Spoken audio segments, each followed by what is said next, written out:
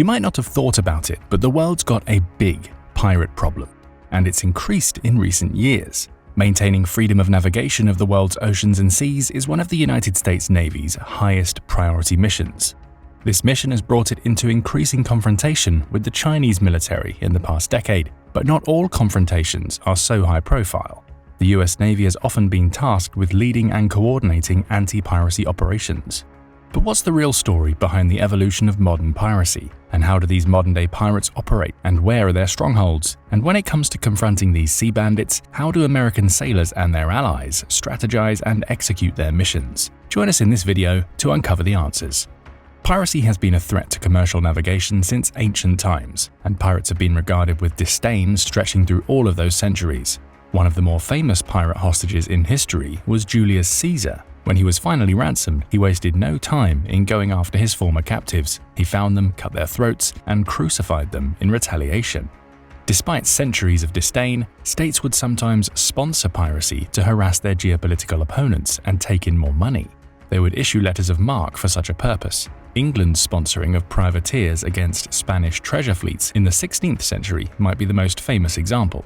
Such state sponsoring of piracy began to get outlawed with the 1856 Paris Declaration respecting maritime law. Today, pirates are recognized as enemies of humanity, and piracy is governed internationally by the United Nations Convention on the Law of the Sea, UNCLOS. The United States is not a party to UNCLOS but generally respects it. According to Article 101 of UNCLOS, piracy is defined as A. Any illegal acts of violence or detention or any act of depredation committed for private ends by the crew or the passengers of a private ship or a private aircraft and directed 1. On the high seas against another ship or aircraft or against persons or property on board such ship or aircraft. 2. Against a ship, aircraft, persons or property in a place outside the jurisdiction of any state. B. Any act of voluntary participation in the operation of a ship or of an aircraft with knowledge of facts making it a pirate ship or aircraft. C. Any act of inciting or of intentionally facilitating an act described in subparagraph A or B. Article 103 defines any ship under the control of parties used for the purpose of committing acts mentioned in Article 101 as a pirate ship. Piracy in the world's oceans declined from its golden age in the late 17th and early 18th centuries, to the point that pirates are now often portrayed as romantic figures in popular culture. However, piracy never went extinct, and today's pirates are far from the lovable figures portrayed in movies like Pirates of the Caribbean. Although piracy is nowhere near the level it has been in the past centuries, the number of global pirate-related encounters rose between the 1990s and 2010s. There were fewer than 100 recorded pirate incidents in 1995. By 2011, there were more than 500, although the number fluctuated up and down from the mid-90s low.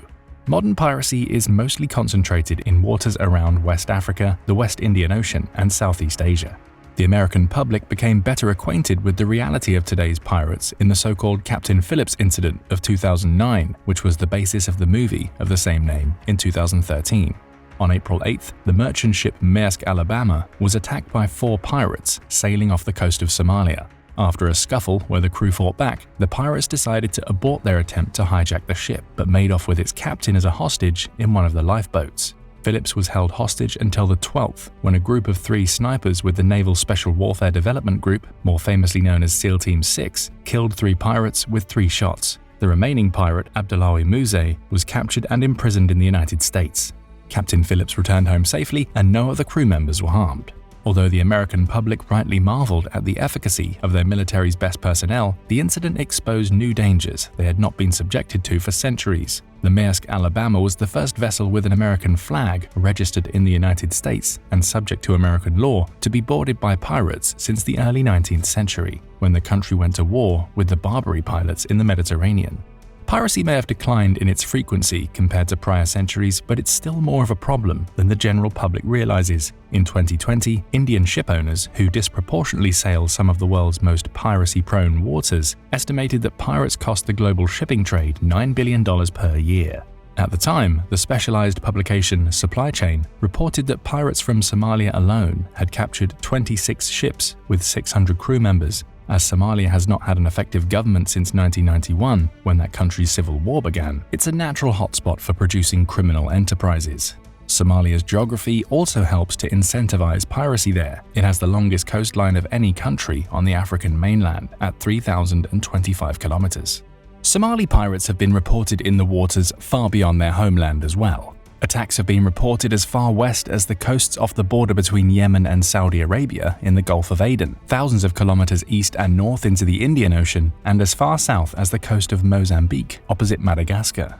This is too big of an area for even a flotilla of large naval vessels to complete a cordon on, so the US Navy and its allies' counter-piracy operations in the region will always be something like a game of whack-a-mole. Pirates from Somalia and elsewhere often know where naval patrols will come from and shift their operations to unpatrolled areas. In addition to the direct costs of piracy, there are environmental costs. For example, pirates contribute to the problem of overfishing with their unmitigated fishing methods. Pirates also do not take proper environmental precautions, often polluting the local ecosystem through oil and chemical spills. They also pay little attention to where they anchor their ships. Often, they anchor in coral reefs, which are vital ecosystems in sustaining local biodiversity. This has become such a problem that the US Navy has added the interruption of pirate-caused environmental disasters to its broader counter-piracy mission. The Navy will often patrol around vital shipping lanes and marine ecosystems as part of this effort. Since an ounce of prevention is worth a pound of cure, the US Navy's first tactic against pirates is in the education of mariners about piracy and how to prevent pirate attacks. As part of this education, it encourages commercial vessels to have piracy deterrents in place. These include fortifications like razor wire and hardened exteriors to make boarding more challenging. If pirates do manage to board, ships should have a fortified citadel that's hard for them to enter. More offensively, commercial ships can use water cannons to impede the movement of incoming pirate vessels. Because these ships tend to be small, water cannons can repel or capsize them by filling them with large volumes of water quickly. The crew of the Maersk Alabama had received anti-piracy training, which helped them to survive their harrowing encounter in April 2009. The US Navy has traditionally been a part of international anti-piracy communication efforts like the Maritime Security Center Horn of Africa, which is part of the European Union's anti-piracy operations, and the International Maritime Bureau's Piracy Reporting Center, which allows ship captains to report incidents of piracy as defined by UNCLOS. By contributing to and being a part of these data networks, the US Navy has a better understanding of emerging piracy hotspots and can coordinate its responses accordingly. To add to the information network, the US Navy has traditionally had helicopter surveillance of known pirate hotspots. The rise of drones adds cheaper, lower-risk ways to conduct similar surveillance. Naval planners are also looking at drones to shore up vulnerabilities in the areas where vessels cannot patrol. Long-duration loitering munitions could one day serve as effective methods of surveillance and disruption of pirate operations. Relatively soon, drone ships and submersibles will also take to the seas in large numbers. Placing these in waters that manned naval vessels are not currently patrolling could reduce the effective area of pirate operations. The mere presence of well-armed warships and naval aircraft also serves as a deterrent to potential pirates, but as we will see, this deters far fewer of them than it should. When confrontation is unavoidable, the US Navy takes a multinational approach. It has trained the naval and coast guard units of other countries in anti-piracy operations. This reduces the stress on the US Navy, which has global commitments and cannot always take the lead in countering piracy in the world's hotspots. The US Navy's training in this area is in accord with UNCLOS, which mandates that nations cooperate in anti-piracy operations. One example of a multinational anti-piracy effort is in Combined Task Force 150, CTF 150, which conducts its missions in the Gulf of Aden and Horn of Africa. This was once exclusively a US naval formation, but became multinational after the September 11, 2001 terror attacks. More broadly, multinational counter-piracy operations have involved countries ranging from Australia to Pakistan to Russia to China, which began to contribute to them in 2008. China is not a member of CTF 150, but the US and Chinese navies have had some ad hoc experience in cooperating in counter-piracy operations near the Gulf of Aden, making it a rare instance of solidarity between the two increasingly rivaled nations. Although the pirates are always outgunned by the ships of modern navies, which was not always the case during piracy's golden age, that hasn't stopped some of them from brazenly seeking confrontation with the US Navy and its allies. The pirates of today are as sophisticated and full of tricks as any of their peers in any age. Pirates from Somalia use ruses like fake distress signals to get close to big ships with their small, fast vessels. Once they hijack a ship, they demand exorbitant ransom fees. Pirates have improved their tactics through the use of larger motherships, which extend their range. They also have developed an inclination for hijacking small fishing boats and using those as multipliers. Also, if you think that modern pirates are little more than gun-toting brutes from the third world who aren't tied into modern technology, you'd better think again. Pirates have been known to use cybernetic as much as kinetic methods in their operations. They have hacked into shipping companies to gather intelligence on their would-be prey. They are also adept in using sophisticated technologies like radar and GPS tracking to find and capture enticing targets. Modern pirates have even shown themselves capable of using submersible vehicles or divers to carry out operations against commercial vessels. The US Navy and its allies use sonar systems to detect these threats. The US Navy's counter-piracy operations have often included the boarding of suspicious vessels. Some of the more famous examples of the Navy's encounters with pirates have involved this. The rescue of Captain Phillips was only the most well-known incident in the Navy's recent history of counter-piracy. 3 years earlier, a battle sprung up between American sailors and Somali pirates. This event was known as the Action of 18th of March, 2006. On that day, 2 US Navy vessels from CTF-150, the Ticonderoga-class guided missile destroyer USS Cape St. George and the Arleigh Burke-class guided missile destroyer USS Gonzales, came under attack by pirates in international waters off the coast of Somalia. At the start of the engagement, these 2 ships were approached by an unidentified vessel towing a few skiffs. The Gonzales sent out a boarding party, but discovered that the vessel's crew came armed with RPGs. Other pirates on board the skiffs then opened fire on the Cape St. George with small arms. These weapons naturally did minimal damage, but the sailors were now alerted to the threat they faced. The tide quickly turned as the mothership was set on fire and 2 of the skiffs were captured along with 12 of the pirates, some of them wounded. 1 of the pirates was killed. Confiscated weapons included small arms and RPGs. Wounded pirates were sent to the amphibious assault ship USS Nassau for treatment. Perhaps unwisely, the captured pirates were eventually sent back to Somalia. That was a mistake that counter-piracy authorities would avoid in the future. The surviving pirate from the Captain Phillips incident, Abdullahi Musa, was brought to the United States for trial. He pleaded guilty on hijacking and kidnapping charges and received a 33-year prison sentence. A similar fate awaited those involved in another incident. Musa expressed regrets over his actions. He has a release date in June 2038. Some of his peers aren't as lucky. On 1st of April 2010, Somali pirates again fired on a US Navy ship. This was the USS Nicholas, an Oliver Hazard Perry-class frigate, which was on a piracy tracking mission in the area between the coasts of Kenya and Seychelles. The Nicholas returned fire and disabled the attacking skiff. Afterwards, sailors boarded it and captured 3 pirates. They later boarded the mothership and captured 2 more pirates. Afterward, the sailors sank the skiff. The pirates involved in this attack were sent to the United States for trial, where they all received life sentences in March 2011. It was the first time since 1820 that an American jury had convicted defendants on charges of piracy. The men claimed they had been promised thousands of dollars to carry out the attempted hijacking. They had apparently mistaken the Nicholas for a commercial ship. Although pirates from Somalia tend to get the most media attention, piracy is a problem in the waters of Southeast Asia as well. The region saw a surge in piratical activity in the late 1990s and early 2000s, with over 200 annual incidents.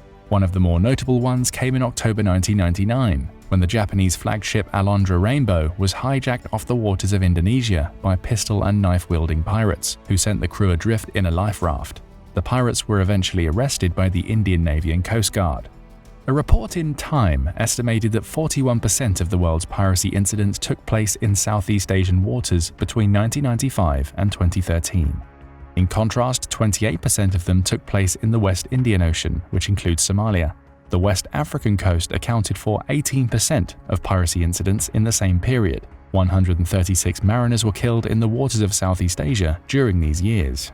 The number is more lopsided according to the International Maritime Bureau's definition of piracy. According to sources there, 60% of pirate incidents occurred in Southeast Asian waters between 1993 and 2015.